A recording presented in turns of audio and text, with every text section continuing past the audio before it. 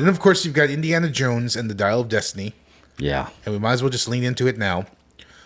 Indiana Jones had everything going against it as well. Yeah. Kathleen Kennedy being the number one. Kathleen Kennedy is a major heel on the internet. Yeah. You've got, again, this is the problem that The Flash had. You've got a property that the last installment of it was terrible and universally hated. Previously to that, nobody remembered, that's 89, the one before that, the last good one. Yeah, Last Crusade, 89. So, the target audience for this is like 50-year-old men like us. Yeah. So it's just like, we're not that big of a demographic. No. And, they threw in Phoebe Waller-Bridge to try and bring in folks. It was just destined to fail. It's just it was just a bad idea. The Dial of Destiny to fail. You said you didn't want either one of them to exist. Yeah, I'm good with Eden. Yeah, if that's what that should have been the plot of Dial of Destiny. Is like, I'm going to go back and to Last Crusade and end it on that shot of us riding off into the sunset. On Kevin Smith's podcast, I watched that because I was because he's a baby face. He finds a way to like a lot of movies. Same as I. Yeah. Same as me. I do that where his partner that he talks to will be a straight shooter. Mm-hmm. And he went back and rewatched Kingdom of the Crystal Skulls, and he said that felt more Indiana Jones to him than this one. I don't disagree. Yeah. Here's what happened. I did the Dial of Destiny solo watch, and it was what it was. I have feelings about it, but then I had other tickets, and I was going to actually take Lucha Lati, but then this is what happened. This is why I love Sling. Woke up Saturday morning, and Sling was just playing Indiana Jones, all the Indiana Jones movies all day. Really? And she'd never seen any of them. Refused to for years. What? Just won't do it. Really? So we hopped in halfway through Temple of Doom, and she got into Temple of Doom. Temple of Doom's so good. Yeah. It's impossible not to get into the second half of Temple of Doom. Absolutely. I don't care how much heat you have with it. So got through Temple of Doom. Last Crusade came on right after that. Then Crystal Skulls came on right after that. So you did rewatch it recently. I did. I rewatched Crystal Skulls just the other day. Yeah. And man, some of the heat I have with that movie, I've let go. Especially after seeing Dial of Destiny. Not because I think Dial of Destiny is bad. It's just, I have a lot of thoughts on this. This is probably going to be the whole 2 hours. The first half of Crystal Skulls is actually okay. I think, what did you think of Dial of Destiny? I was doing a legit review. I was fine with it. I didn't like my only heat that I had with it is, I called it like Indiana Jones and the Polar Express. That really, and I guess so. You didn't think the de-aging worked? No, because they didn't de-age his voice. Exactly, and it kept distracting me. And I should have reiterated it with, I was in a very distracted film environment. So you were at the tell the folks. So we went to Screen X in Houston, Texas, and let's see if we can actually show you what that looks like. I'm sorry, close-up cam is still out, but we're gonna have to put it on the. Yeah. Oh yeah. So it might not turn properly. I don't know if you'll be able to see that, but I mean, I was trying to film. It was on 3 screens. And it wasn't it wasn't the entire movie. When the scenes got bigger, all of a sudden, the lens started shooting out, and then it stretched onto the 2 screens next to you. So the movie was literally around you. It just wasn't behind you, but you were totally immersed in it. So I got completely immersed in this CGI, which it looked fine, but something felt off. Something felt uncanny valley. Is that what everybody says when something feels a little off? Yeah. The scene itself was fine. But I think you're absolutely right. The voice is the problem. Yeah. The voice is the huge problem. And I know that there's probably, as an actor, you want to do the part, you know what I mean? Yeah. But it's hard for an 85-year-old man to play a 40-year-old man. Yeah. Didn't they de-age Luke's voice when he came back for those episodes? Here's the thing. Luke was not a de-age. Luke was a deep fake. Oh, which is different. This is actually Harrison Ford playing the part, which I think is an issue. I'm sorry, it's a problem. An 80-year-old man moves different than a 40-year-old man. It can't be helped. Yeah. No heat. You know. Yeah. It just didn't look right. And then you do the voice. You don't de-age the voice. I don't know why you wouldn't de-age the voice. Why wouldn't you do that? Yeah, I don't know. I don't know what and it was a big chunk of the movie. It was a big chunk. If I'm Harrison Ford and the check is the same, just deep fake me. Yeah. Let the stuntman do it all. You know what I mean? Yeah. Because Harrison Ford does have some pretty specific mannerisms. Oh, yeah. That make him that. And the thing about Indiana Jones, I realized watching this last one, is one of the things that's cool about him is that he doesn't move like an action star. He moves like he's a college professor, you know? Yeah. Especially he runs like a college professor would run. Right. You know? He could have taught his a good actor could have copied his mannerisms and done just an amazing job. And I think that scene could have been, the scene is fine, but the scene has other problems. Yeah. The scene has other problems. Here's another major problem with that scene.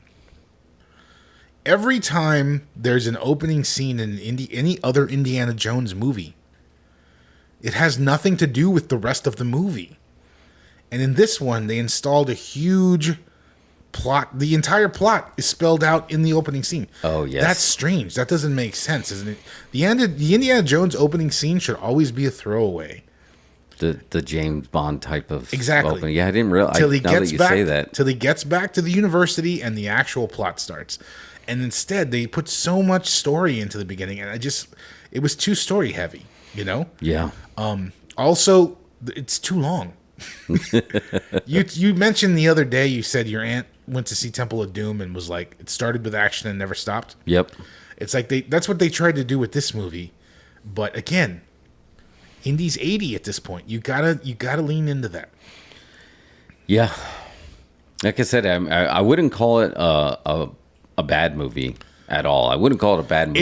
It's not a bad movie, and in a lot of ways, it's better than Crystal Skulls. But in a couple of ways, it's not as good as Crystal Skulls. I know exactly what you mean. Yeah. I noticed another thing, dude. I have so many thoughts on this. We're not going to get to another topic. I noticed another thing. One of the things that you realize, when you watch Crystal Skulls, it looks different. And you watch this movie, it looks different. It doesn't look like Indiana Jones. And you think, oh, it's new cameras, whatever, new lenses. That's probably the issue. And I realized this. Douglas Slocum shot the first three. The cinematographer was Douglas Slocum, and I think he's the missing ingredient here. Did you watch that thing I sent you with the Indiana Jones in black and white? Yes. It was pretty cool. Yeah. I watched the whole thing. Cool. I was like, this is awesome. So Steven Soderbergh, for the folks at home, did this thing where he took Raiders of the Lost Ark, dropped out the audio, put the whole thing in black and white, and then added a soundtrack from 9 Inch Nails or something. And when you watch it, you're just getting the visuals, and you realize how well this movie's shot and how great the lighting is. Right. And I think that, and he shot the first three. That's missing in Crystal Skulls. That's why Crystal Skulls looks so strange. I think they got closer in Dial of Destiny. But it's a huge part of what makes Indiana Jones. Yeah, you're absolutely right. And I think that's what made the whole movie have a feeling like something felt off. Like it wasn't a bad movie, but something fell off. Just the little things, whether it's the little things of like, why didn't they take the time to put Short Round in there as hot as he is right now? Instead, we got a short round, a fake short round? Yeah. Come on. And it was just, and she wasn't very nice. and maybe that was the direction that she wanted to go. Oh, you're talking about Phoebe? Yeah. Well, no, I was talking about Ryan. Or what's the kid's name again? Oh, yeah. I don't even remember his name. Her sidekick. Yeah. Her short round. Yeah. Her short round. So was there something that happened in this movie similar to like Falcon and the Winter Soldier where something was cut and decisions were made and they went in a different direction?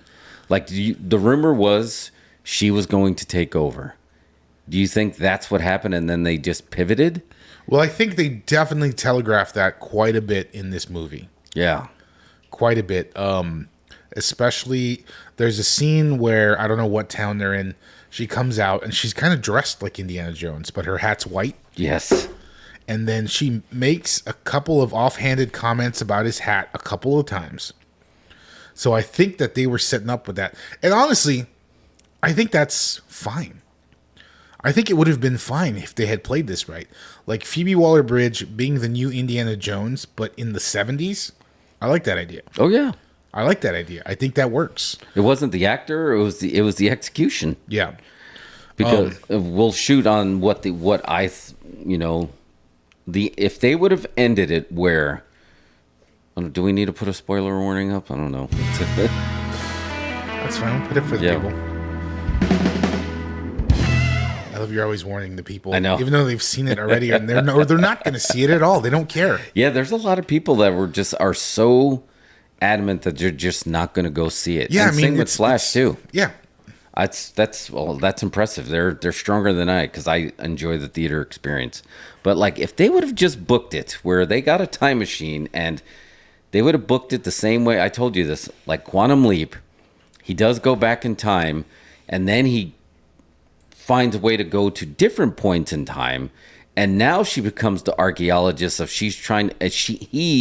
Indiana Jones is sending her messages throughout time, and that gives her the inspiration to try to become an archaeologist like him. She's trying to piece together all these messages from time. You don't even need to have Harrison Ford anymore, right? Yeah.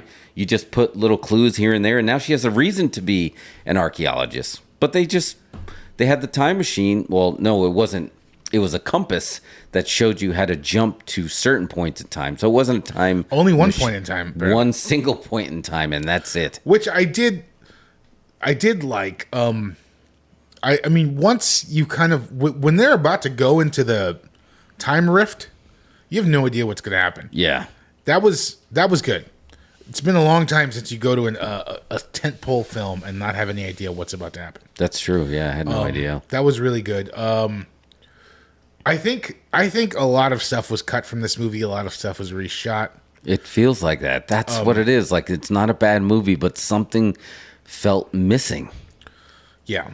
I thought that they really telegraphed the watch a lot. Yeah. I don't know what the original ending was. I'm sure this movie has 50 endings on the cutting room floor. Yeah. But I'm willing to bet that the original ending had something to do, because you see there's a scene where Indy's like, "Give me back my watch. That was my father's watch." Oh, yes. Right? Yep. And then, of course, they show the Nazis' watch and all that stuff. I have a feeling that in one version of this movie, the corpse that they find in Archimedes' tomb is not Archimedes, but it's Indiana Jones. Yeah. And that's his watch. That's what I think. Yeah, that's very possible. Like exactly what we were just talking about, sending her messages through time. Yeah. I think has to be a version of that out there somewhere. I think that they could have done anything with this time travel scenario. Could have done just about anything. To me, it would have been great for Indiana Jones to become an artifact. That's poetic justice. That's perfect. Yeah, that's what I love the thought of an archaeologist lost in time. He becomes an artifact. Yeah. And then you cut to present day 69, and they're digging up his tomb. It's got the watch, and there's the hats in there. Yeah. And it's just like, oh, wow, he became an artifact. And the whole movie sets that up. It's just like, oh, I'm so miserable. My wife left me. My son's dead. I got nothing to live for. And I got no heat with that premise. That's fine if you're going to do that, but go all the way, you know? Yeah, I don't think that for it to be the final adventure to have him being depressed a lot of the movies. It's 2023. Nobody needs to go to the movies to be sad that one of their heroes is completely screwed. Well, they backed out at the very end. That's the part to me that doesn't work. If your hero is going to be depressed, if this is going to be about him being depressed and him becoming a human artifact of history, is a great ending for him. Give him that ending. Yeah. It's kind of look. at the very end, after Phoebe Waller-Bridge knocks him out, and he's in the. Here's the thing: why did Indy always live in New York? I didn't realize he. No, that was new. That was new, right? Yeah, that was new. So you come back from this adventure. He's in this tiny apartment with Marion, and where does he go from here? Is this a happy ending? To have your elderly parents live in a tiny apartment in New York, Yeah, have to fend for themselves, and like it just seemed like they really backed off what could have been an epic ending. Yeah. Whatever it was, it could have been a lot of things, but they instead did nothing. That's what it felt like. Nothing. They felt like nothing because they went from Kingdom of the Crystal Skulls, where you had the happy ending, you had the wedding, you had Mutt trying to take the hat, and then like, no, I'm not ready for you to take that hat yet. To Mutt's dead. My life is in shambles. My wife left me because she's completely depressed, and I don't know how to fix her, and I think I'm broken too. Like, what couldn't it have been possible? Indiana Jones, one of the most brilliant men in cinema history. If he was stuck in 2000 BC, he would have figured out a way to get his message to his son to not join the army. Yes. Like, I think that would have been a thing. That would have been great. He would have figured it out. Yeah. I think that would have been awesome. Like, I don't know. It's not like Elon Musk. It's just some brilliant scientist gets thrown back in time. This is just Indiana Jones, right? He's just a regular kind of smart guy. Yeah. He's not gonna invent any kind of technology. He's just gonna be there. Doc Brown sent the telegram to Marty. He did. So why couldn't we get something like that? Wouldn't that have been great? If Phoebe If he Waller-Bridge sent a telegram 2,000 years into the future, what an ending! via carved stone, and she finds it, because she's an archaeologist now, and she's trying to find. He's sending me messages through time. Man, that would have been great. Something like that. Instead, they did nothing, which I think, because of that movie will, kind of just fade into obscurity like the last one. Yeah, and maybe that's what really feels the most off about this. Again, not a bad movie. Did not feel like the last one, and now this is going to be the last one. If you go by the ending, it doesn't seem like they did a last one at all. Like they were like, "Oh, we're going to do another one. Let's bring Indiana Jones back." Oh man, Harrison Ford does not want to do one. I was watching the red carpet, and the reporters were going up to him and be like, "If you had the dial of destiny, where would you go? Where would you go?" And he said, "Home." Yeah, I don't think he wants to do it. And I don't think the public is, well, we know what we were just talking about. Theaters are, box office is struggling right now because I think people are just tired of getting burned. I don't think you can make another Indiana Jones. I feel like this, literally, they made it the last one, but not in a good way. You did not leave happy and they lived happily ever after. They rode off into the sunset. No, you feel like, oh man, and that was the last one. There's so many unanswered questions, you can't go anywhere with this now. They pretty much, she nuked the franchise. And this franchise, at least when she's nuking, Kathleen Kennedy is nuking Star Wars, it wasn't really hers to begin with. Yeah. This one, she had a lot more to do. Well, clearly didn't have anything to do with the creative, but she was a part of the original trilogy. Yeah. Like, wouldn't you want to leave it on a good note? I would have been okay with the fake out of, if you want the franchise to continue with Phoebe Waller-Bridge, I would have been okay with that. But that didn't even feel like that could happen. It's just the unimaginable pressure of having to make a $300 million decision. Yeah. You know what I mean? Yep. Like, it's hard enough, in B2B video making to get somebody to decide what the ending of a video is. You know what I mean? Yeah. When it's like a video, just a little rinky-dinky product video is shot in a day. It takes forever for someone to decide what the shots are. You're talking about a $300 million movie based on an internationally beloved 50-year-old IP. For somebody to say, and in the end, Indiana Jones becomes an artifact. which is baller. Like, I bet maybe James Mangold said that in the meeting, was like, that's awesome. But for the suits, the bean counters, the folks who are accountable, The people who shouldn't be for the making money, creative decisions. they cannot do that. They need the safest answer they can. What is one thing we can do that won't please anybody but not piss anybody off? Which is what the game they're playing. Oh. It's a bummer. They could have done a lot. And the thing is, it's a good movie. It's a pretty good movie. I do have another. Here's another. Before we jump off that thread, I just got to say, the end of Quantum Leap was just a title card, and it still sticks in my head. And all it said, you didn't even see what happened. They didn't show anything. It was just a black screen, white font, and Sam Beckett never returned home. He was lost in time. But that's because they canceled the show. Right. But I mean, they said, don't shoot the finale. We're done. Go home. Back in the day. But man, it accidentally worked. Like, if you would have just said Indiana Jones, it becomes an artifact, somebody needs to go into that server and delete that's all folks circle that they used in Mandalorian. What was with that Porky Pig circle? They did what it the again hell? with the circle. Who is booking What's up, that? Anthony? Anthony, what's up? Who's editing that circle made it into two very important endings? I mean, they did a very 1930s kind of thing, where Indy is from.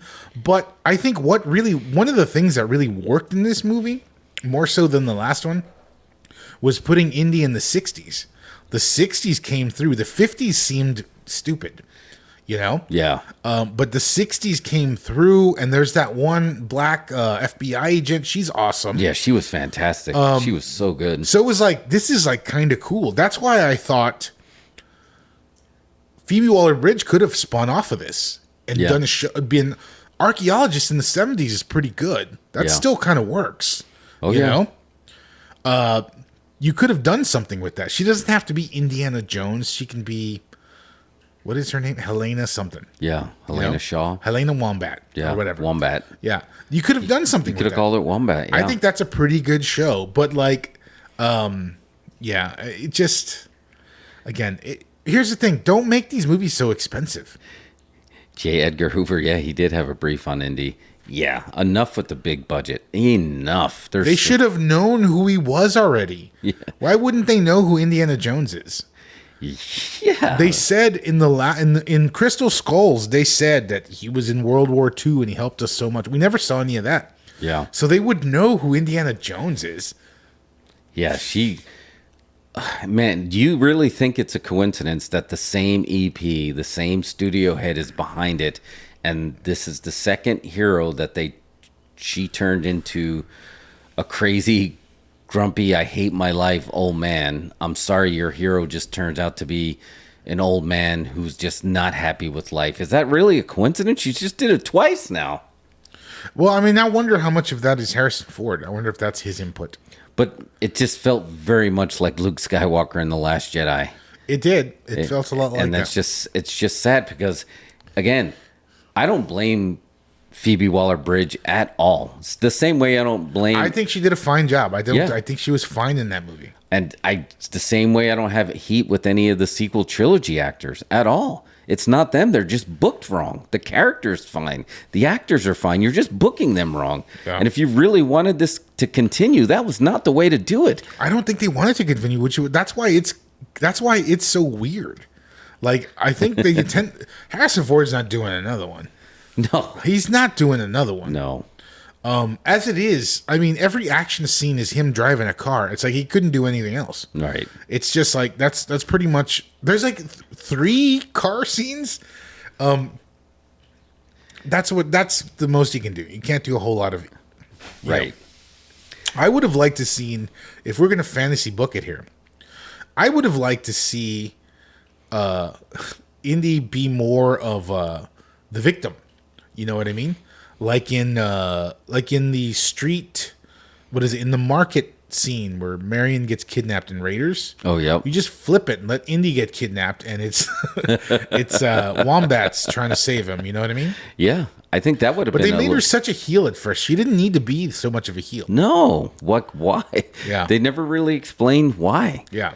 They didn't really establish that whole relationship with him to begin with, other than that long train ride. Was he in any other movies? Who? Her dad. No, that's what's strange. I don't know why they invented a new character. It could have been anybody's daughter. Marcus Brody. It could have been right? Brody's daughter. Right. It could have been why is it not what's his name? Ravenwood. Yeah. Why is it not Professor Ravenwood? There's so many directions Professor you could have went. Ravenwood's illegitimate daughter. Yeah. What? It could have been anything like that. They just literally, and I have no heat with the actor, but you invented a character out of nowhere. Again, just not just necessary. Strange decisions. You walk out confused, not angry, because it's not like, oh, I hated that movie. It's just more like confused and like what could have been like. And then we spend time doing, why didn't you do this? Why didn't you do that? Do they not do, what happened to the focus groups? Do they do focus groups anymore?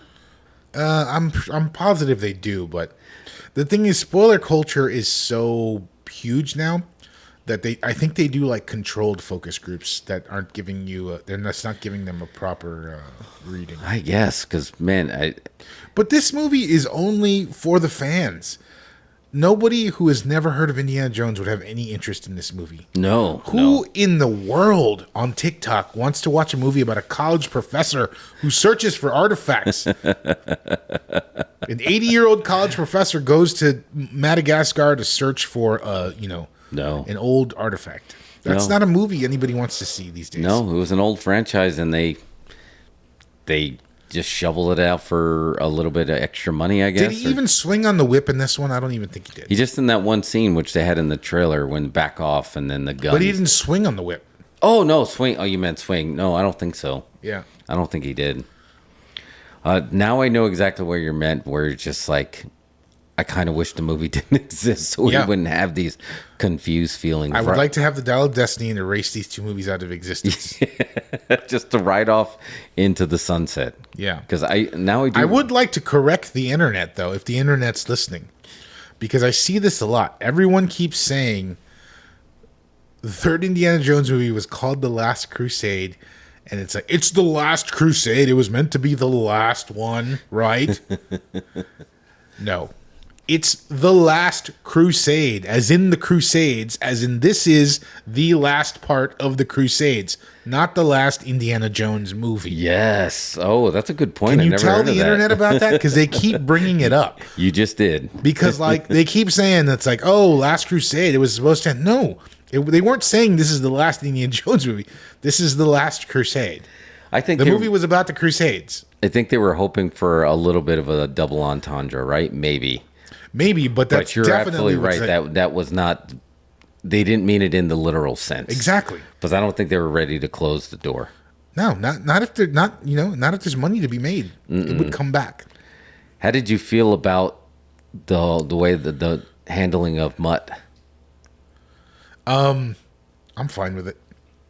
I think it was a good, being that it was in the 60s. It was a good way to do it. I mean, I was fine with sad Indiana Jones, but they just didn't pay off that arc. You know what I mean? It can't just be sad Indiana Jones has nothing. He's alone in this crappy apartment. Nobody likes him. Nobody likes Indiana Jones. Can you imagine that world? You know what I mean? Yeah, you're right. And the best thing that could have happened to him is he go back in time and become an artifact. And they took that away from him. So I was okay with it because I feel like, again, I think the audience for this movie is 50-year-old people, 50-year-old men. Yeah. Okay. And I think it would be easy for them to identify with what Indiana Jones is going through, just being like, nobody respects me. Nobody likes me anymore. Blah, blah. I'm old. I'm not cool anymore. You know what I mean? Yeah. So I think that would be easy to get into. It's just they didn't pay it off, No. No. They just didn't pay it off. And it's just like, in the end, it's better to just come back to your crappy life and write it out. Yeah, it's like you're needed here. He says it. For what? For what? They spend the whole movie establishing that he's useless now. Yeah. They should have given him something. Let Indiana Jones be valuable at the very end of his life. Oh, a hero's death? I mean, A hero's death. I think it would have been okay with that. And I very much have heat with these actors wanting to go back and kill the big roles, their heroes, because they felt like it's worth it. And I don't think it always makes sense. Like, Rocky was always constantly trying to kill Rocky. Stallone was always trying to find a way. We got to kill him off. Han Solo was always trying to find, Harrison Ford was trying to do that. And in a way, that kind of made sense. They didn't pay it off, but I liked the direction where they were going. I think in this movie, it would have made more sense to kill off Marion, even if it happened off screen. And that's really what got the grief, not necessarily Mutt. I think it would have made more sense if she did the job. And then he totally would have been willing to go back and be an artifact, or maybe both of them. Yeah, like maybe both of them, or like you said, he finds a way. Maybe Mutt dies in the war, and then Marion can't take it, and then she dies. He goes back, becomes an artifact, somehow saves them both by sending them messages through time. I mean, come on, man! Yeah, like, they could have done anything. They could have done anything, and instead they just gave us this haphazard ending. I think that would have been great. He sends the message, Mutt lives, and then you can just imagine, well, if Mutt lives, would Marion have lived? Exactly. What would happen? Marion, and then that would have been the way to go. Yeah. And she would have been kind of like mad at him, but okay with him, because that would have been like the hero. I don't know what this was. It apparently was a callback just to the kissing the elbow scene from like Raiders. Yeah, it was awkward. Yeah, it was really awkward. That whole and last like, come scene on, was everybody, let's go get some ice cream. Dun, Yeah. dun, dun, dun, dun. Like, what? Did this movie just really end? Yeah. Do you ever get that feeling when you're in a movie like, oh, please don't be over? It was a strange ending. Like, they should have rolled credits after the punch. After she punches him and knocks him out. Just roll credits there. Dun, dun, dun, dun, She put him in a dun, coma. dun. Yeah, she hit him so hard. or anything. I mean, yeah, I don't know. They could have even rolled credits right before they go into the time warp. Yeah. Tune in next week to see what happens on Indiana Jones. Oh, man. To go back to the regular serials. Yeah, something like that. Like, I don't know. I think that they really, for lack of a better word, they just wussed out on the ending there. They couldn't decide on a proper ending. Like, they didn't really just want to make a decision. They just like, let's just leave it vague just in case there's more money to be made. Oh, man. Instead, and then they just ruined it all. But again, this movie is a gamble from the beginning. A $300 million tentpole movie with an 85-year-old star, doing action is never a safe bet. It's not a safe bet if Chris Pratt does it. And, no. This is not a safe bet, but think about this: the way I didn't see where the money went either. Didn't look that expensive. I feel like that's all COVID stuff because they had to do COVID precautions. Oh yeah, I did. I think I saw that somewhere that did balloon the budget with all the testing and the way they had to separate all the shoots out, and that ballooned the budget. Man, just wait. Y'all should have just waited. Well, how come the only one has there been another franchise that have successfully passed the baton like Jurassic Park did to Jurassic World? Creed. Yeah, Creed did it. Yeah, exactly. Creed is one of the only ones I can think of. Jurassic World did fine. And I would have been totally fine with Jurassic Park.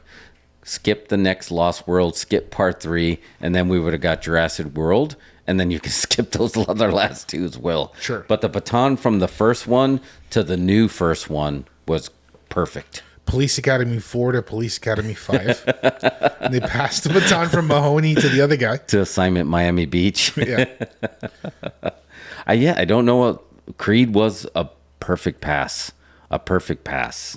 And Stallone may not say it was perfect because all of a sudden he's against it. But man, I love I think of the Creed movies like as part of the Rocky series, the same way Jurassic World is part of the Jurassic Park. Why could they not figure, with all the money they have, could they not get somebody in there? Somebody has to have a way better idea. If we're just spitballing and coming up with ideas, there's got to be somebody that's on the payroll that's got better ideas.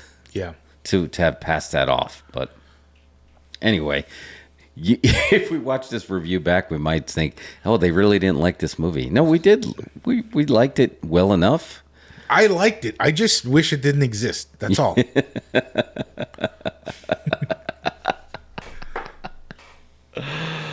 Oh, man. So Tom Cruise holding up a ticket stub is not going to help. And he's been putting Harrison Ford over big. Mm-hmm. I don't know if you saw this interview that's floating around with him. He has no plans to retire, which I get. Who, Harrison Ford? No, Tom Cruise. Oh, yeah. Tom Cruise is 61, and he says he wants to be making Mission Impossible movies all the way up to the same age as Harrison Ford. And he did. He held up the ticket stub, and he's like, for 40 years, you created such a great, iconic character. Can Tom Cruise pull that off? How come he got canceled for jumping on a couch, right? It wasn't anything...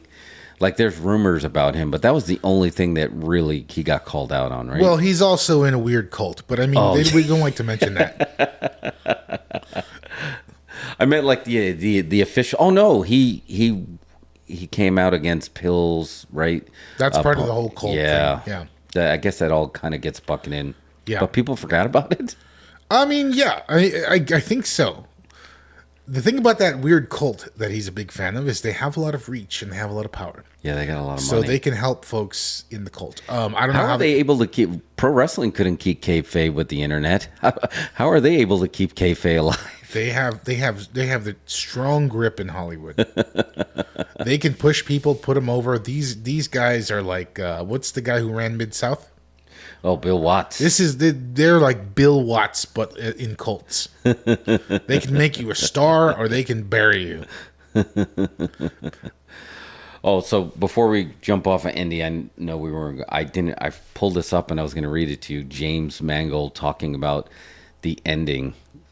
So he had to shoot down one of the wilder online rumors of recent that suggesting the film would end with Phoebe Waller-Bridge's Helena Shaw using the device to time travel style machine to effectively insert herself into the events of the previous films and become the new Indiana.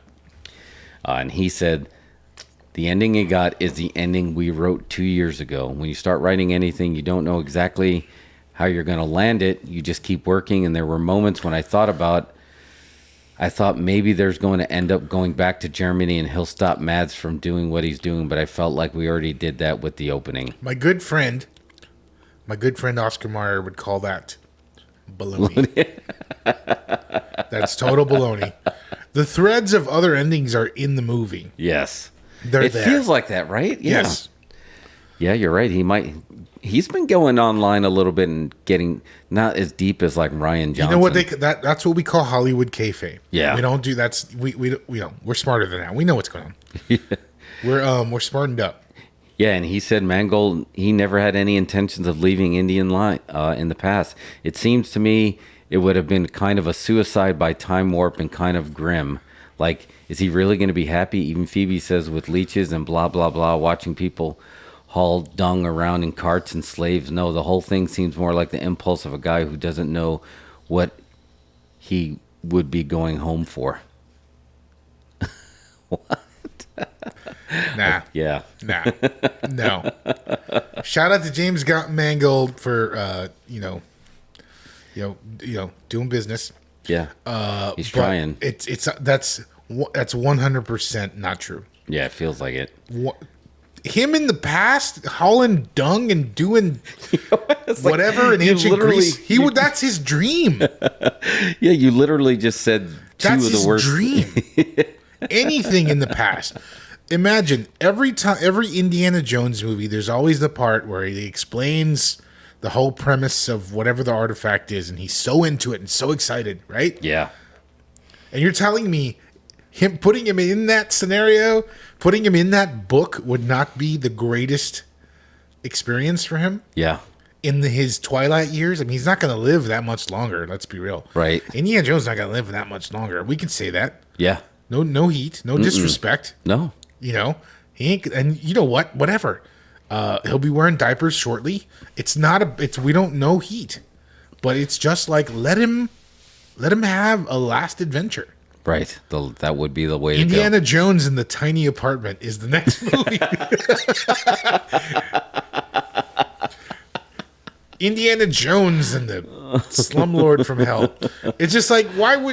I mean, he came back for Marion, but like, we already had that ending. We had the Marion ending in Crystal Skulls. We did. Why would you do that? Yeah, it didn't make any sense. Mangold's full of shit. I'm sorry, don't mean to curse, but it's just like, he's doing his job. He's doing his job. Does he? So, you don't think Kathleen Kennedy gets fired? Does James Mangold now lose that Star Wars origin story? I mean, I think it's gonna when you flop a $300 million movie, it hurts no matter what. Hopefully, he already booked his next job. He's an excellent director. He's gonna have to get this off of his back. Yeah. Look, I mean, because it can be huge. Look at Abrams. Look, J.J. Abrams. Where's he? Yeah. We ain't heard anything. He's still recovering. He's doing the Hot Wheels movie right now. It's like, oh my god, are you serious? So it's gonna. It could be bad for him, and I think that's why Spielberg brought him in. I think Spielberg brought him in. I'm realizing this. Something that went wrong with Crystal Skulls was that Indy was Spielberg and George Lucas's idea. Yep. And I think when we got to Crystal Skulls, Spielberg did not want to shoot down any of George's ideas. He was just working with him, trying to make it work. And he directed the crap out of it. Well directed. But all the gimmicks in it are awful. So I think that he just was like, I humored my friend. I'm just going to just not do it. Let somebody else do it. That's fine. If they want me to give a thumbs up or down. Has Spielberg commented on it as you watched it? Is there any tweets from Spielberg? No, I haven't seen anything about it. But I think that he just kind of like just stepped away. I forgot what we were talking about, but anyway. No, you're saying that you think Spielberg was in a way passing the buck because it's going to happen. What's going to happen to him is the same thing that kind of happened with the prequel trilogies. Like all the hate that went to George went away, and now people love the prequel trilogy, and now all that heat is going on Disney. Yeah, and Kathleen Kennedy. Oh, let me just add another thing. Can I just say, when I sat down at this movie, and the first thing that came up was the Disney logo, I threw up in my mouth a little. I was like, "What? I don't like this already. I'm uncomfortable. I don't want to get out of here." Some folks online were calling it Disney-ana Jones. Disney-ana Jones. Man, Disney is in trouble. Like they bought 3 mega studios, and they're failing upwards. They're about to not be able to afford to keep the Marvel movies on Disney Plus. That's what it sounds like. They're going to have to drop them and license them out instead of having them on there. Wow, they have Lucasfilms, Marvel, and Pixar. Oh man, that Lucasfilms logo used to be beautiful, and now it's just like, yeah. All I wanted to see was the Paramount logo. Sorry, y'all. I get it, but the Paramount logo is what we need. Yeah. It's going to be interesting how Disney's going to survive this whole. They have so much blowback, and people aren't going to theaters anymore. And people are going. They're just not going to their movies. Yeah, that's true. That is true. The biggest movies of the year are Spider-Verse and Super Mario Brothers. Yeah. Yeah. Two cartoons they didn't do. That's got to sting a little bit. That's got to sting a lot. The third is like Guardians, but I mean, again, that's James Gunn, who's got his own set of problems. Yeah. But I think Disney overextended, and now they're feeling the crunch. Man, it's just sad. I thought Disney was supposed to be the happiest place on earth, and now what's the reason to have Disney Plus right now? Just for watching some of the older stuff that did work? I have no idea. Is anybody watching Secret Invasion? I don't think so. It's the second lowest Marvel show in front of only Miss Marvel, and we don't know if it's going to continue to play. I'm watching. I mean, but I'm still. There's only 6 episodes, and they're two in. So, I will reserve my opinion until it completes. I had to watch Miss Marvel on fast forward, and same with Moon Knight. I really just had a kind of limp. I had a limp. I thought through you those. enjoyed them. I just kind of limped through because I'm a completist, but I did fast forward a lot. Yeah. On those two. I just think, I think, I don't know what's going to happen, but we're definitely approaching a reset phase. A brand split. There's a lot of people. A draft. Yeah, something's got to happen. And this month, the thumbnail shows it, this month is so important for theaters right now. Like after that huge blow, because Indiana Jones and Flash was a 1-2. And now we have Mission Impossible, which, a lot of experts are saying even if that was a hit, that can't save the summer box office. They're counting on Barbie versus Oppenheimer, that battle to save the summer. To save the summer. My money's on Barbie. But this could be their 2023's version of the Color Wars, right? Let's pit them against each other. But for the most part, a lot of people are going to see both. But then I read somewhere that Oppenheimer might be tracking to open in 3rd place if Mission Impossible does as well as it is on track to do. It opens first? Yeah, well, no. I can see that, yeah. Mission Impossible opens and then Barbie and Oppenheimer in the same day, but they think Mission Impossible week 2 could potentially beat Oppenheimer week 1. Yeah, I would agree with that. Because Oppenheimer is more like an Oscar movie. Yeah. It's not like a summer action movie. They're going to get a They lot should of have the opened premium Oppenheimer screens. in the fall. Yeah, that's true. But those premium screens that cost money. Do you know, I didn't tell you this, dude. 1 ticket to Screen X was $21. Damn. $21. So I'll go in movies with you or my son, but I'm also a solo movie goer. I can keep my bill pretty much the same. What is a big family?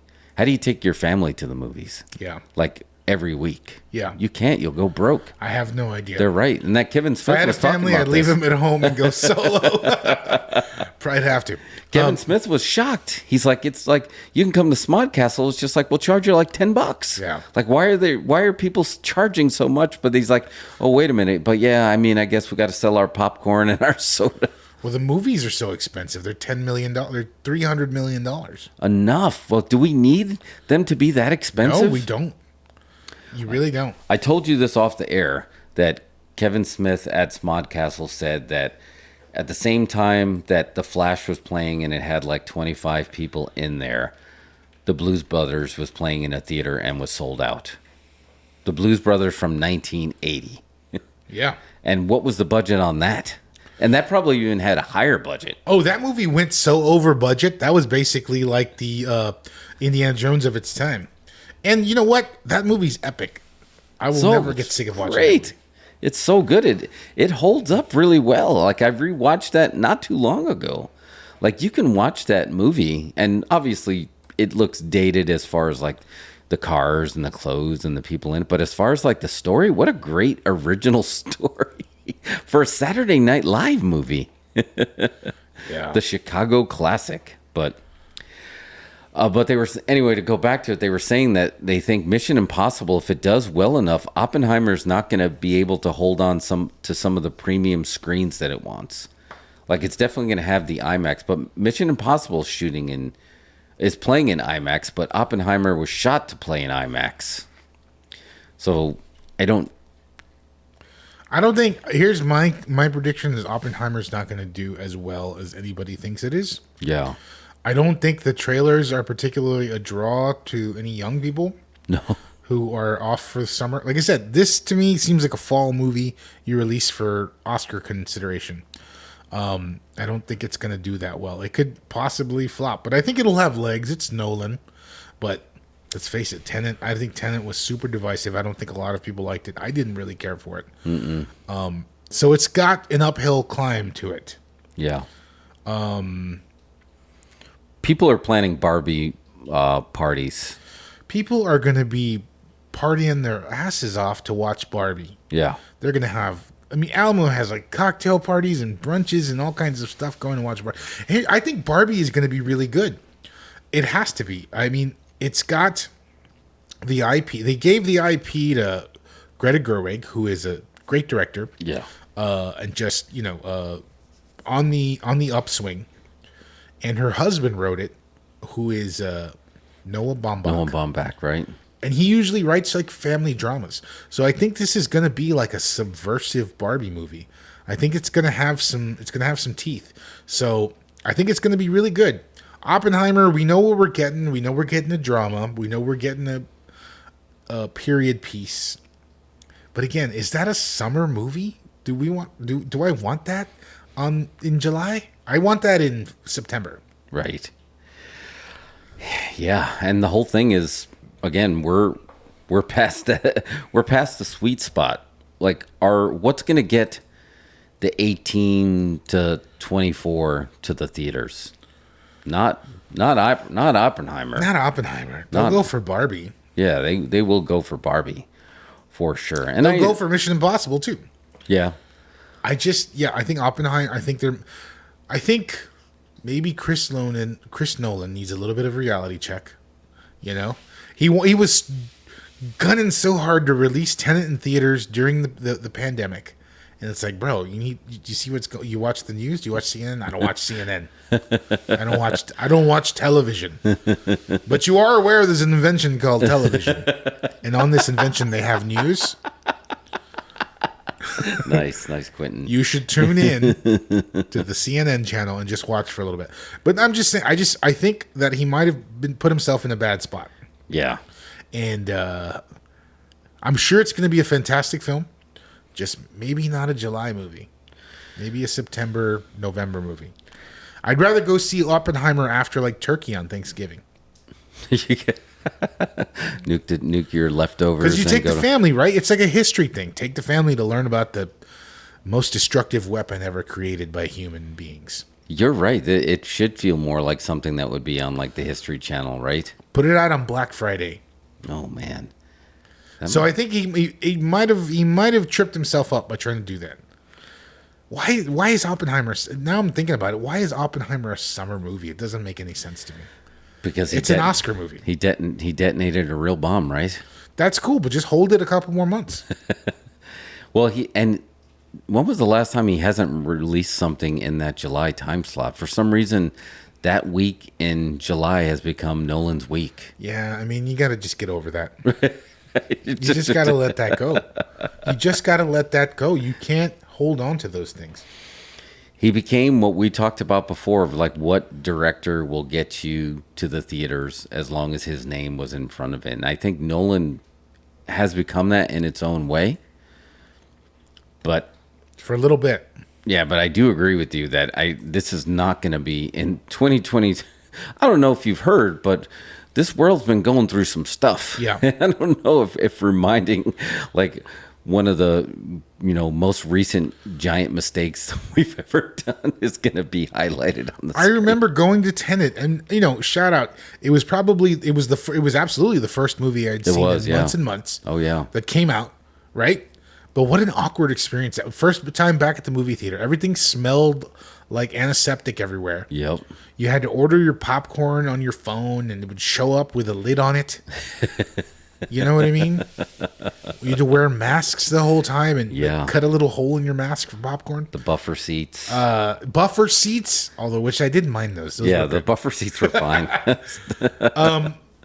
But it was a weird time, man. It's just like now it's like I understand you want your movie to be at the theater, but everybody else's experience is tied to that. They're not thinking about Tenet. Oh, is it shooting guns backwards? No, it's like they're thinking about the antiseptic and the popcorn with the lid. Yeah, you're right. That you couldn't eat the popcorn. You couldn't taste the butter. It smelled like alcohol. And that movie required like note keeping and your brain was already pretty much I fried. still don't get it. I'm still not exactly I needed sure a walkthrough for some of the walkthroughs. I watched every walkthrough and I'm just like, what? I still don't get it. Like, oh, it's fine. Somebody will get it. So I guess. I don't think it's going to be. I think they're doing a Cola Wars. I think Barbie's going to have no problem taking the week. I think Barbie. We're going back to one of the main reason for movies is the escapism, right? Or like you said, it's either escapism or what did you say for you? Like the movies are part of my life, that are part of my ritual. But yeah, you wouldn't go there to be depressed. I mean, everybody will watch a movie if you know you're going to be sad and you know you're going to be crying, but you never want to like, oh yeah, this one's really going to put me down in the dumps. Like I'm going to be depressed for days. I'm never even considering any of that. I just go to the movies because I always have. Like I said, it's not my escape, it's my reality. Yes, that's it. I just go to the movies on Friday or Saturday. It's just the way it is. Yeah. You know? And it's like I'm not going to get away from anything. I'm not, you know, I'm blessed with a pretty okay life. I don't really need I don't need to escape anything. I just like to go to the movies and I like to read movie news and I like to see what's going on and what's coming out. Yeah. You know? There's a nice dopamine rush when you walk out of that theater, though, and you had a great experience. When it's really good, which is becoming more and more rare, yes. Yeah. Like when we walked out of, you know, the Miami Connection. Well, I was just excited that you liked it so much. I had seen it a couple of times, and I was like, it's always good to see it through somebody else's eyes. You know? That dopamine rush is so fun when something like that happens and you just stumble on that.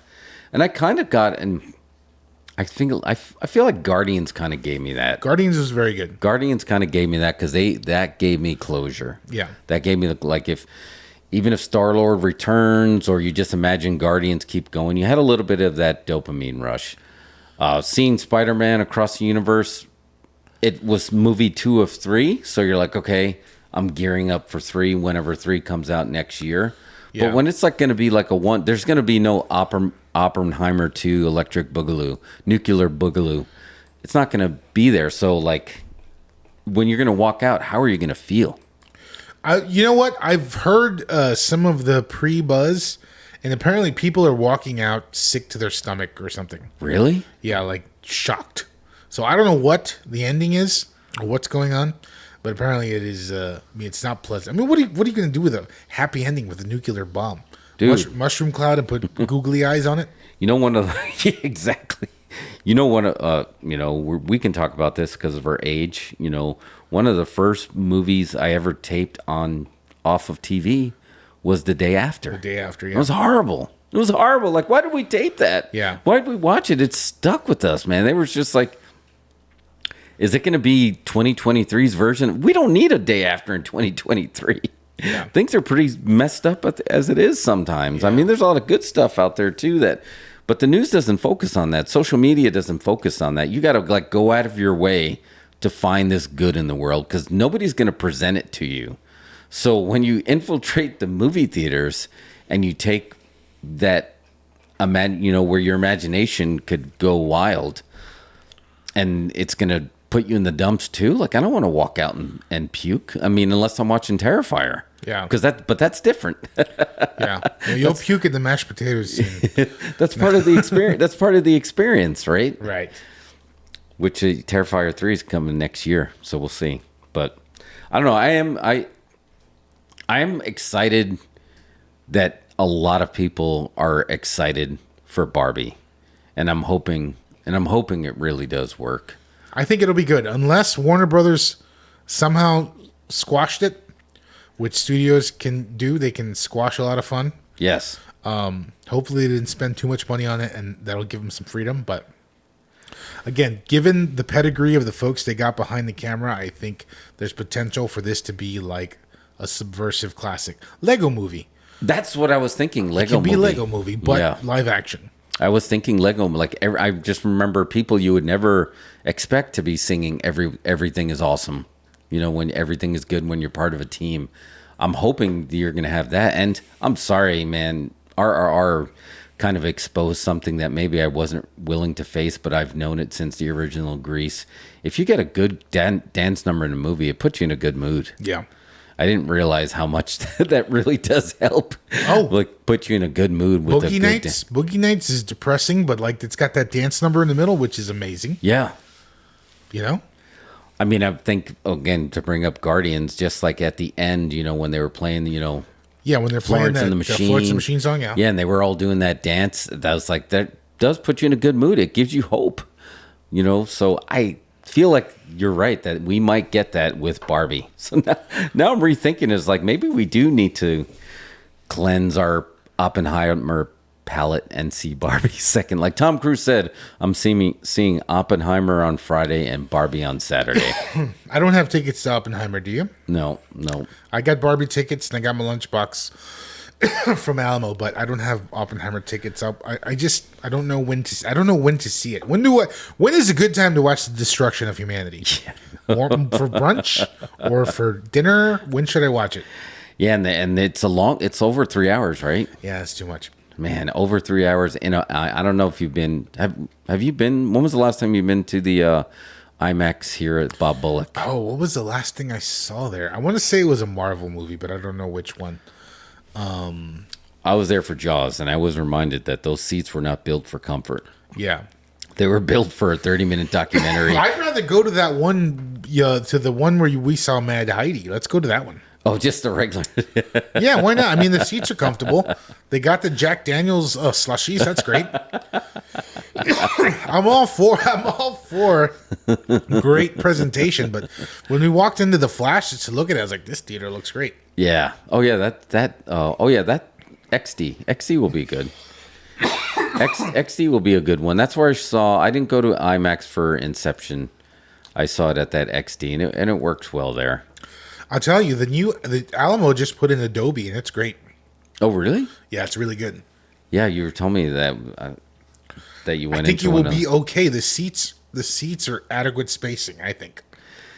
Yeah, because they messed that up. That sharing a table with somebody else like that you may or may not be with is like you can eat your fat Spalding. I get real awkward on that. Yeah, I can't. I'll start dipping my fry into their dips, and I just don't even just make everybody's movie experience awkward. Alamo doesn't want me to do that. Give me my own table. You don't have the imaginary Brady Bunch taped down the middle of the table with the shower curtain down the center. I can't help it. Like my family's really like that. Like everybody just like, oh, what are you eating? Let me have a bit. Just grab it off the plate. I don't know if your family's like that. So if you got your nachos next to me, I might just grab one. PSA. PSA. I think the last time that happened to me, she was a petite little girl. I mean, her husband was on the other side, and I was like, well, if she sits on my side, at least I'm not going to be dueling for knee space. But she was really little. No, the new seats at Alamo South Lamar are pretty spacious. I think you'll be happy with them. Okay. I think you'll be happy with them. Obviously, there's always the battle for the armrest, but that can't be helped. But they have enough. They have enough room. The tables are not shared, and they've got a little flex to them, so they're okay. That's what we need. Here's the downside, though: the Dolby charges another service charge for Dolby. Really? So even though you got the membership, there's an additional little fee in there. Is there? And they keep racking it up. Man, I don't know what movies are expensive. What can we do? Yeah, there's nothing we can do. I had to make a confession to you that I have not watched a Mission Impossible since Mission Impossible 3. You haven't watched any of them? I've not watched Mission Impossible They've since gotten so 3. much better since part 3. And the funny thing is, I enjoyed... It's not like I disliked those. I just stopped for some reason. What happened between 2006 and 2011 that I stopped watching Mission Impossible? I don't know. I mean, it could be anything, and I got no heat with you for doing that. I understand it could happen. You just lose a thread on a movie series, but they've gotten significantly better. They continue to get better. So we have part 4 was Ghost Protocol. Ghost Protocol's great, directed by Brad Bird, and then the rest after that. Directed Ghost Protocol. Yeah, he directed Ghost Protocol. Really? It's great. It's got that whole scene in Dubai where he's scaling the building. That's awesome. Then I think the rest are Chris McQuarrie. And like I was telling you earlier, they just I know this is going to do well because they have just achieved equilibrium. You've got a great actor with a great director, writer, and they just know each other. They know how to work. There's nothing better in a Hollywood than, as much no one wants to admit it, but this is the greatest thing in Hollywood. Creativity is collaboration. When you have collaboration, when you have a person or a group or people you collaborate with that you just are on the same wavelength, and it works, and it works, that's gold. You feel that. That's gold. And that's what they're doing now with the Mission Impossible movies. So I'm sure the next one's going to be great. But you should... Dude, Ghost Protocol is probably one of my favorite ones, though. I like it better than the Chris McQuarrie ones, honestly. I had no idea that was Brad Bird. Yeah. Like, I've seen the memes. I've seen everything. I've seen the stunts, I should say. I've seen the memes. I've seen the memes. That's a meme right there. I've seen the memes.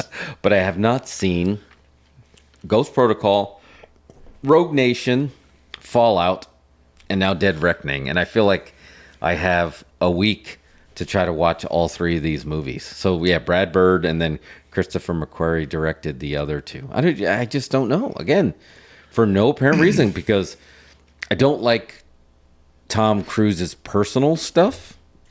But as far as like his acting stuff, I've liked freaking Tom Cruise since Losing It. I mean, that's one of my favorite movies to go back and watch again, is freaking Losing It. Yeah. I'm more of a Risky Business guy. Yeah. Risky Business was great too. He was just somebody that, like, everything, he was a true movie star in the sense of Tom Cruise, the movie star. Again, I don't get into any of his personal beliefs and all the weird stuff that he does outside of that. That sucks. I don't think you can turn a blind eye to it, like we found out with Flash, that it sometimes will reflect in the box office. But if it's just like, all things aside, if you just said this, so I arrive here from another planet. We have this thing called movies. This is what we would call a star of these movies, and this is his body of work. I'm like, I love that. He does seem like a genuinely good guy. Yeah. Like, I bet if you met Tom Cruise at the mall or something, he would be just a great guy. It feels like it. He would shake your hand. He's got the gimmick down. He's got the smile down. Yeah. And he'll do the thing, and he'll say the thing. Even the guy that, like, great seeing you. That's what you say. He would. Great seeing you. When you, I learned that from a celebrity. That's what you say. No matter what. No matter what, you always say "great seeing you" because it's interpretable. However. Yeah, remember when he was it pied in the face or shot with a water gun, and he somehow caught the guy's hand because he's clearly super freaking athletic. I don't know. Oh, I'm sure he's extremely athletic. He's probably studied martial arts for 40 years.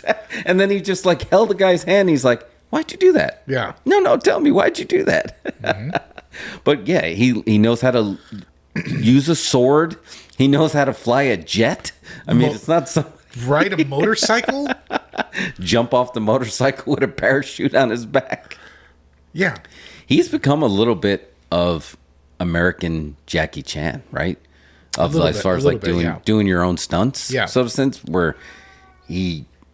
Oh, by the way, sidebar, did you see that very sad meme that's going around of Jackie Chan getting teary-eyed watching his old movies with his daughter? Oh, I have not seen that one, no. And he just starts crying. I don't want to watch that. I will cry too. She's like, "Dad, you're incredible." He was incredible. Yeah, he really was. He was incredible. I mean, there was just something about him that was so magical that it's almost weird to think that he had two different sets of his careers, and he was older before he really got over, like, in the U.S. market, right? Yeah. That he was, but everything about, he's like so magnetic. He is another one that you would look at him and just like, movie star. Like, how did people not catch that sooner? Well, I mean, or in the U.S. Yeah, well, I mean, he didn't speak English. That's probably part of it. But I mean, if you watch Drunken Master 2 will change your life. Well, I mean, it changed people's lives back in the day. I don't know. It's different now. Yeah.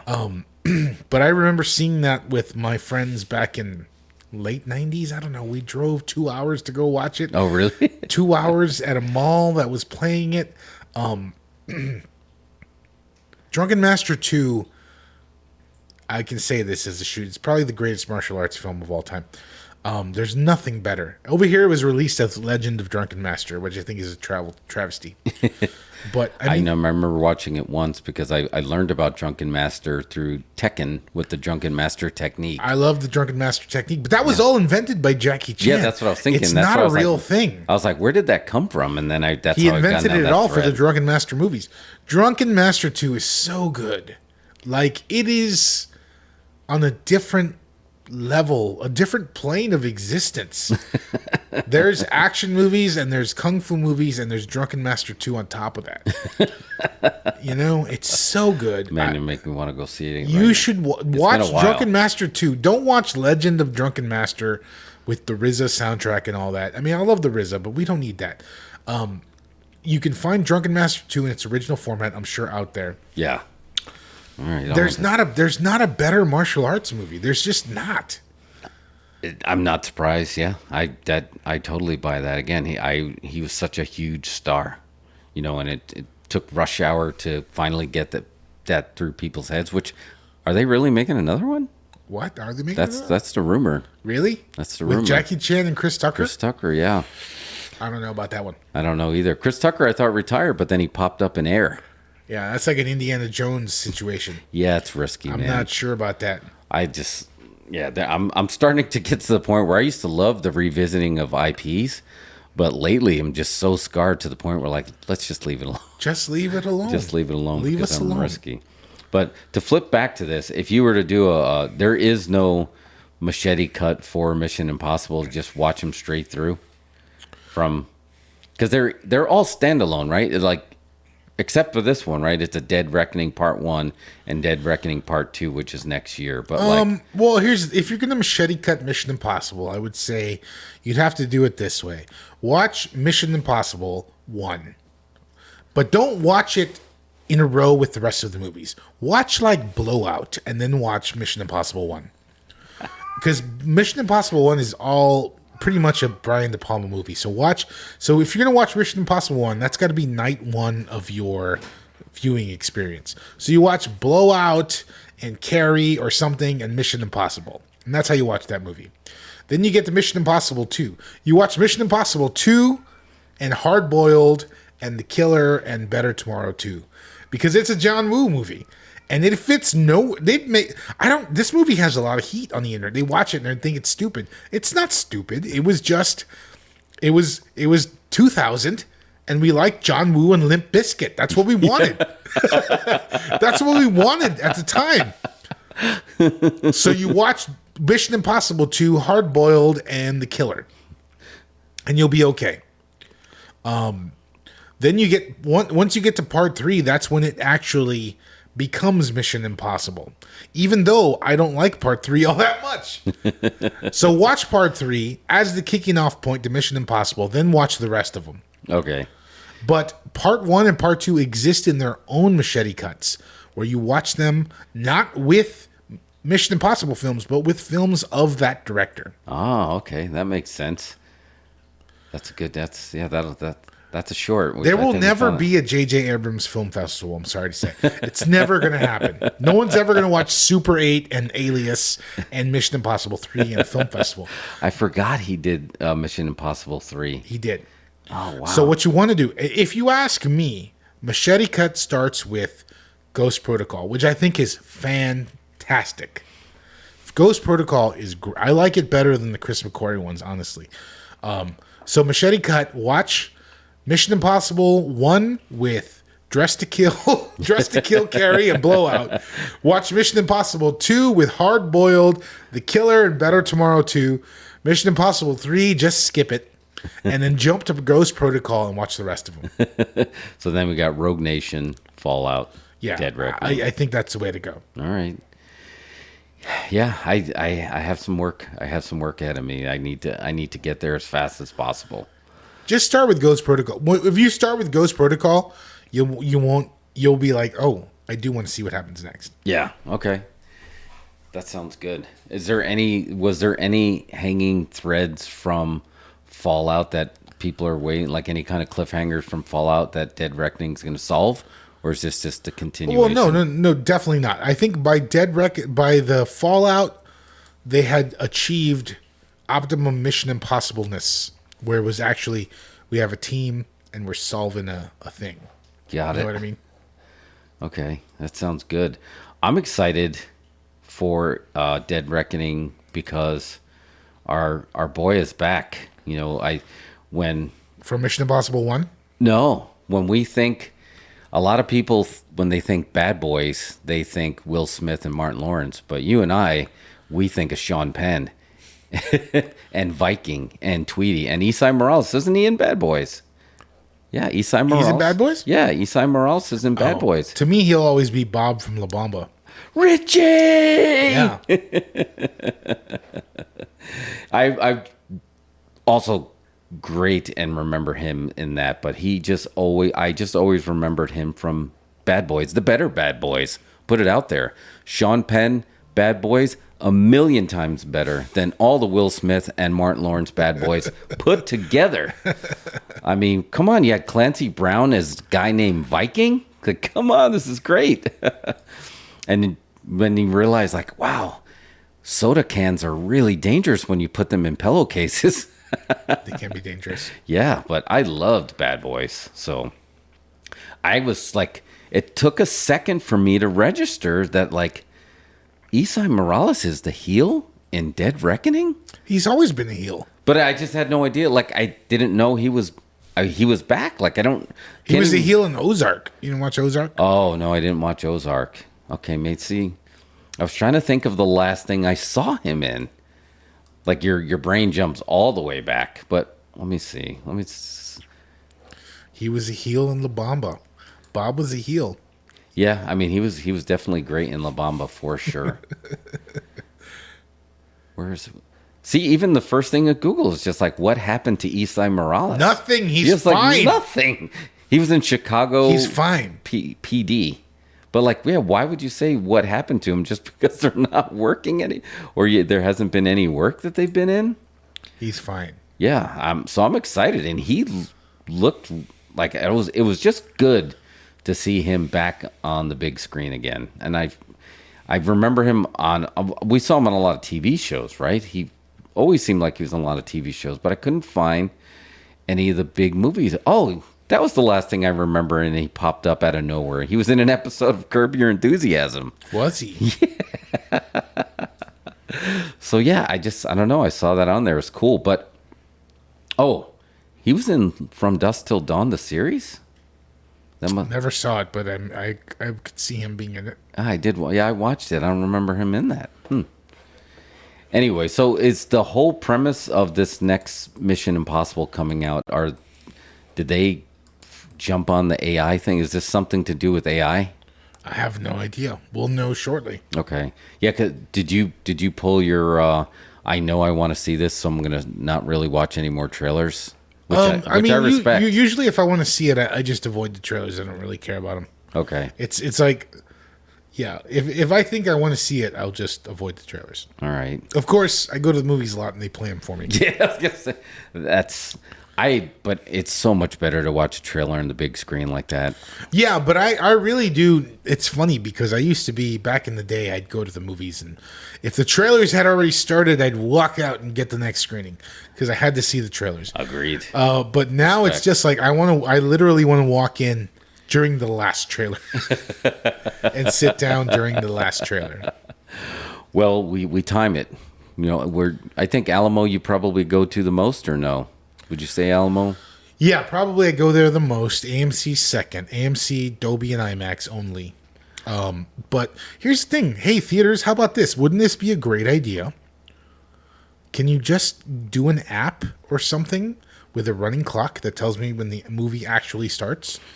Is that so bad? Can I just have that? Yeah, I don't know if they want to do that. I'll still buy the popcorn, but let me know how much time I have to buy the popcorn. Well, they're making those ad bucks now thanks to Maria Menounos beforehand. They want you to watch the commercials in there, too. Maria Menounos makes ad bucks? No, Maria Menounos, the Nuvi. Yeah, but she makes...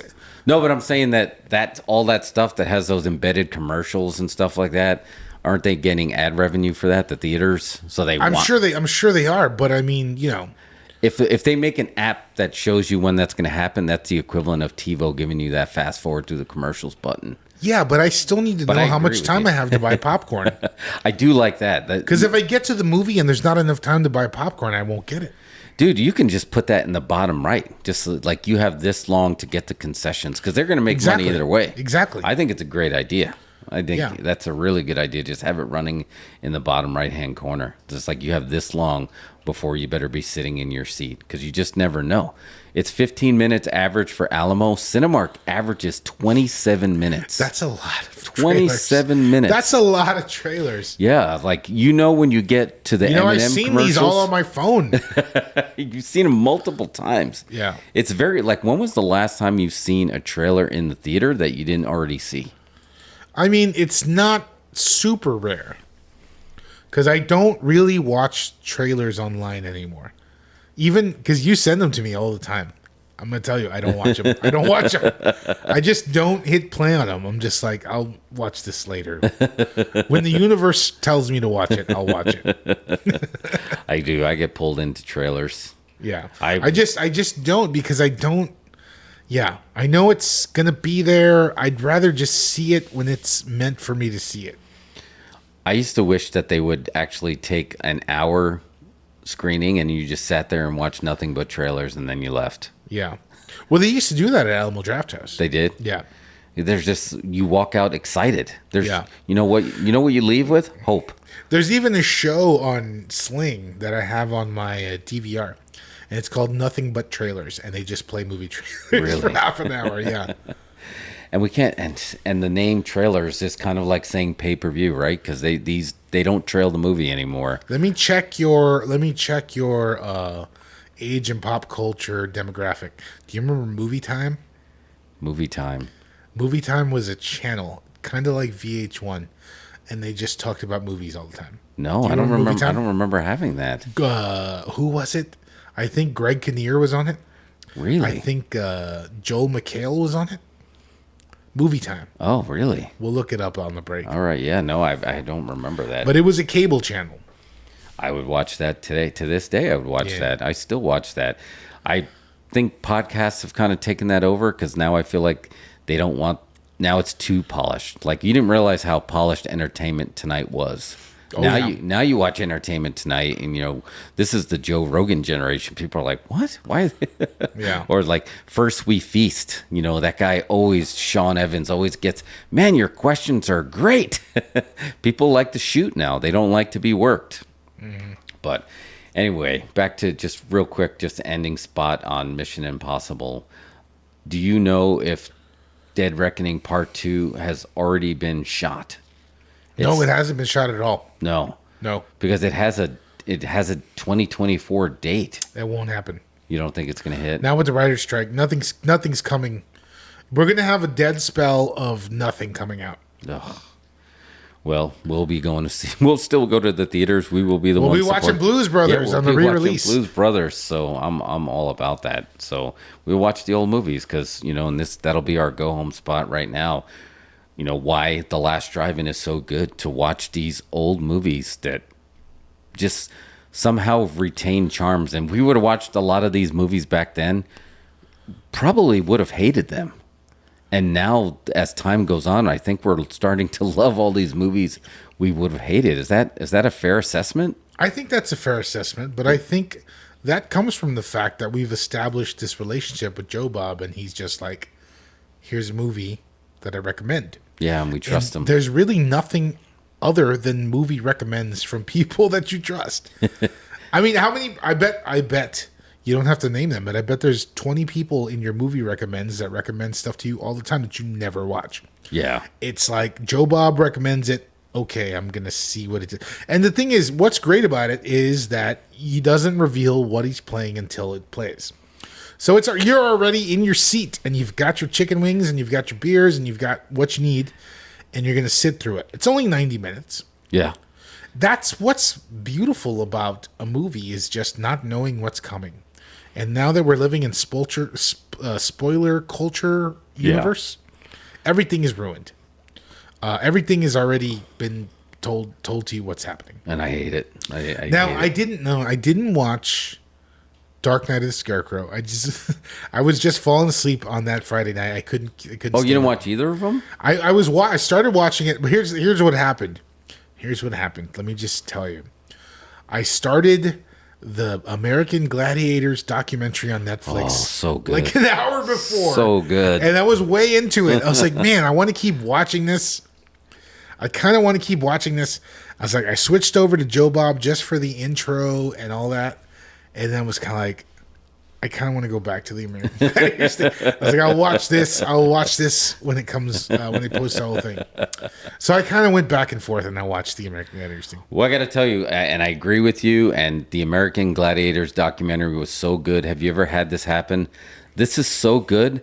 I need to stop it now because I didn't know it was going to be as good as it is. Yeah. And I need to savor it, and I need to focus, and I need to just take it in. This I'm going to start it from the beginning later. This can't be something I can casually watch. Exactly. And that's exactly what happened with Exactly. American. I was like, I had no idea what I was in for. I'll do that with a YouTube video sometimes. Oh, I didn't realize this was a good YouTube video.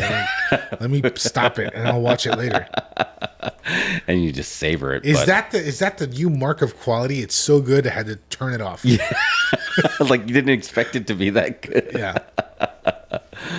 But anyway, there's something about when Joe Bob and Quentin Tarantino are reintroducing us to these movie of the week stuff that was aired on broadcast television that we don't know. I don't even remember if I watched it.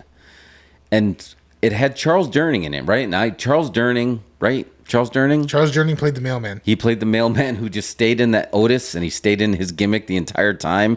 And he was walking around like back when postmen had respect, and he can walk into a place like he was a cop. Yeah. And it's just like, oh, it's the mailman. Hey, Otis, come on in. Go look around, see if there's anything we can do. Because he's wearing the official uniform. It's government agent. Yeah. But to me, I always think horror. I always think of When a Stranger Calls, when he opens the door and she opens the door and he's standing there. So Charles Durning, that kind of pulled me in like, whoa, he did a movie, a TV movie like that. So I don't know.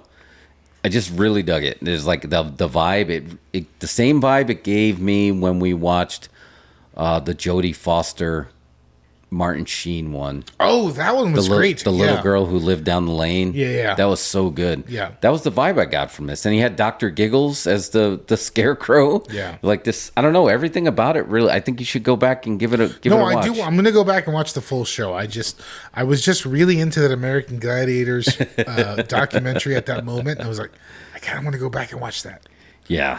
It's worth it. I did watch the intro and everything, and I came back to see what the second movie was, and yeah. I've been going back and I've been trying to watch the Just Joe Bob, and for some of the ones, the earlier seasons that I missed. But then I'm like, I kind of want to watch the movies too, though. You need to see the movies. And to get the experience of that. And then the second one was the Beyond the Door 3. And this, like, wait till you see that. The whole backstory of why it's called Beyond the Door 3 and what happened to 2, what happened to 1. And there's a part 4 that's currently in production as we speak. Always.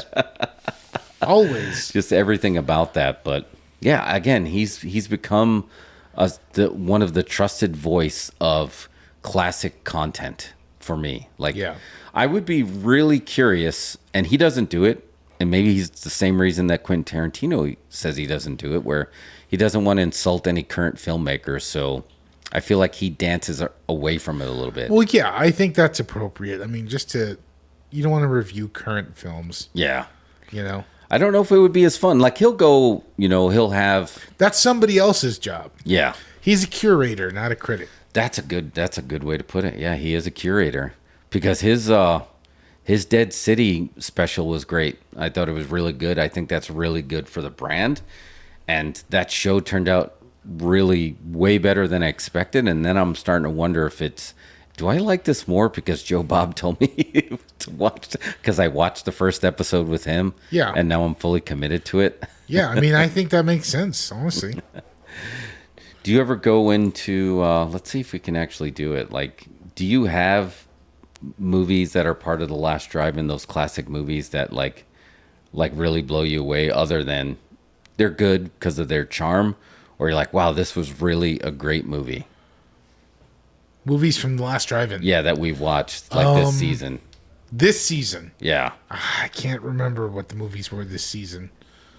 So the one for me that you were, I'm actually, that was another one. Like, holy smokes, I need to go back and watch this. Was the Tiger movie? What was it called? Oh, Tigers Are Not Afraid. Tigers Are Not Afraid. Yeah. Yeah. To me, that was just like I love that movie. I saw that at Fantastic Fest. Yeah. That I kind of got blown away. Like, whoa, I had no idea that this was going to be that good. All right. Well, Wikipedia did not update the movie, so we can't go over. It has its season 5, Zombie 2, The Beyond, Witchboard and Devil's Reign. Oh, there it is. Don't Panic, Tigers Are Not Afraid, Babadook. I saw Don't Panic at the live Joe Bob show here at AFS. Oh, that was what they I had showed? already seen. He played Don't Panic, yeah. Oh, nice.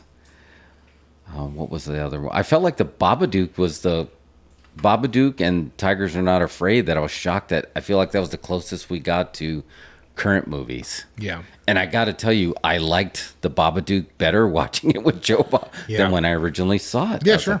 It's like, what does he do that makes that work? Well, it's just, you're trusting your friend's opinion, Yeah.